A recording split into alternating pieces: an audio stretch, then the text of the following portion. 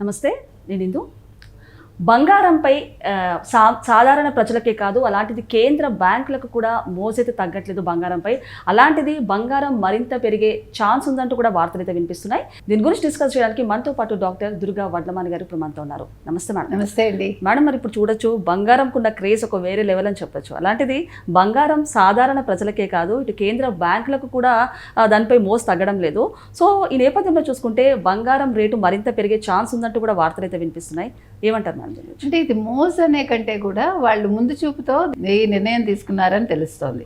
ఇంతవరకు 400 నుంచి 500 టన్నులు బంగారం కొనేవాళ్ళు. ఇప్పుడు ఈ ఏడాది పాటు ఇంకో ఏడాది పాటు వీళ్ళు 1000 టన్నులు కొంటామంటున్నారు. ఈవెన్ గతంలో కూడా 1000 టన్నుల వరకు కొన్నారు. సో ఏడాది పాటు 1000 టన్నుల బంగారాన్ని కొంటామని కేంద్ర బ్యాంకులన్నీ కూడా ప్రకటించాయి. దీనికి కారణం ఏంటంటే మనకి ఇప్పుడు ద్రవ్యోల్బణం, తర్వాత ఆర్థిక సవాళ్లు, ఇవన్నీ దృష్టిలో పెట్టుకుని వాళ్ళు బంగారం నిల్వలు పెంచుకుంటారు. దీనివల్ల ఏమవుతుందంటే మనకి రేపొద్దున యుఎస్ ఇది డాలర్స్ ఇది కూడా మనకు తగ్గిపోతుంది. అంటే మనకే మంచిది. దీనివల్ల మనకి మొత్తం గ్లోబల్ గా కూడా మనం ఇది స్థిరమైన ఇది కదా. ఇప్పుడు ఈ రిజర్వ్ ఫండ్ అనేది, గోల్డ్ రిజర్వ్ అనేది మనకి దీనివల్ల చాలా లాభాలు ఉంటాయి మనకి. అంటే ఇది ముందు చూపుతో చేస్తున్న పని. అంటే ఇక్కడ ఇంకొకటి కూడా ఏం చెప్తున్నారంటే వీళ్ళు, మీరు కనుక చూసుకున్నారంటే ఇది రిజర్వ్ అసెట్ అని మనం ఇందాక చెప్పుకున్నాం కదండి. సో వివిధ దేశాల కేంద్ర బ్యాంకులు ఈ ఏడాది మే నెలలో నికరంగా 20 టన్నుల బంగారాన్ని కొనుగోలు చేశాయి. అంటే ఏప్రిల్ కంటే ఇది అధికమైంది చెప్తున్నారు. అయితే రిజర్వ్ బ్యాంక్ ఆఫ్ ఇండియా మాత్రం ఇంకా కొనలేదుట. నేషనల్ బ్యాంక్ ఆఫ్ కజకిస్తాన్ ఇతర కేంద్ర బ్యాంకుల కంటే ఎక్కువగా 7 టన్నుల బంగారాన్ని సొంతం చేసుకుందట. సో 6 టన్నుల చొప్పున బంగారాన్ని తుర్కియే, పోలాండ్ కొనుగోలు చేశాయి. పీపుల్ బ్యాంక్ ఆఫ్ చైనా, చెక్ నేషనల్ బ్యాంకు 2 టన్నుల చొప్పున బంగారాన్ని కొనుగోలు చేశాయట. గత నెలలో మానిటరీ అథారిటీ ఆఫ్ సింగపూర్ 5 టన్నుల బంగారాన్ని విక్రయించిందిట. అంటే వాళ్ళు రివర్స్ లో ఉన్నారు. సో దీంతో ఏమవుతుందంటే మనకి యుఎస్ డాలర్ నిల్వలు కూడా మనకి వాటా తగ్గిపోతుంది. సో అన్ని మన మంచికే అన్నమాట. అంటే ఇప్పుడు మీరు ఏ రకంగా చూసుకున్నా కూడా ఇది ఎందుకు కొంటున్నారంటే, ఇప్పుడు మనకి రాజకీయంగా, సామాజికంగా ఉండే పరిణామాలు, ఈ పరిస్థితులను దృష్టిలో పెట్టుకుని కూడా బంగారాన్ని కొంటారట. అంటే ఒక స్థిరత్వం కోసం కూడా. అంటే ఒక ఇన్వెస్ట్మెంట్ ఆఫ్ మనీ అనుకోవచ్చు.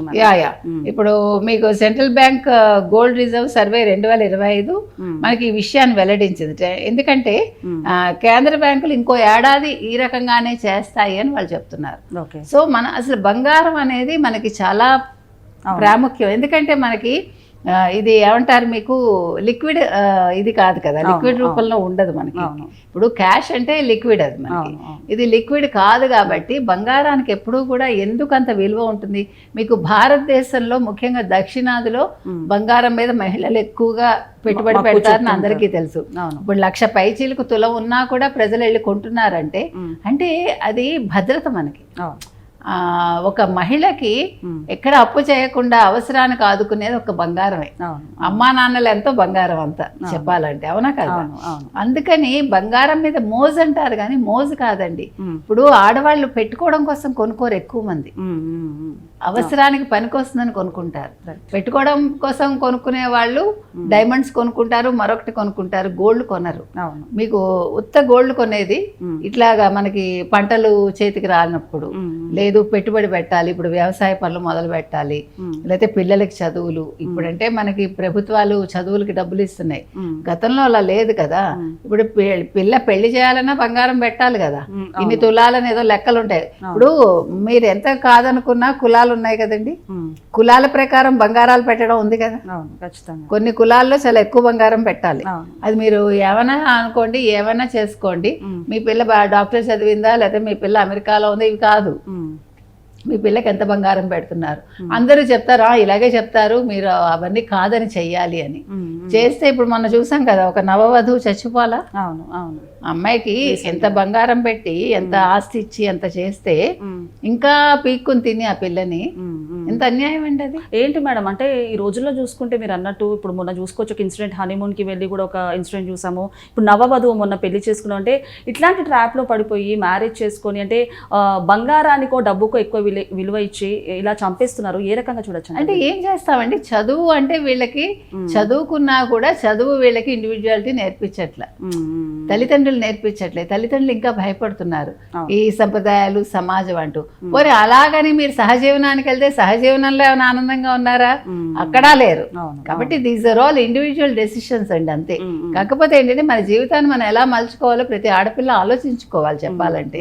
ఎందుకంటే తల్లిదండ్రుల మాట వినాలి. అట్ ద సేమ్ టైం అక్కడ ఒక చెడు జరుగుతోందంటే దాన్ని కాదు అని ఖచ్చితంగా నిలబడే ఒక స్థితికి ఆడపిల్ల ఉండాలి.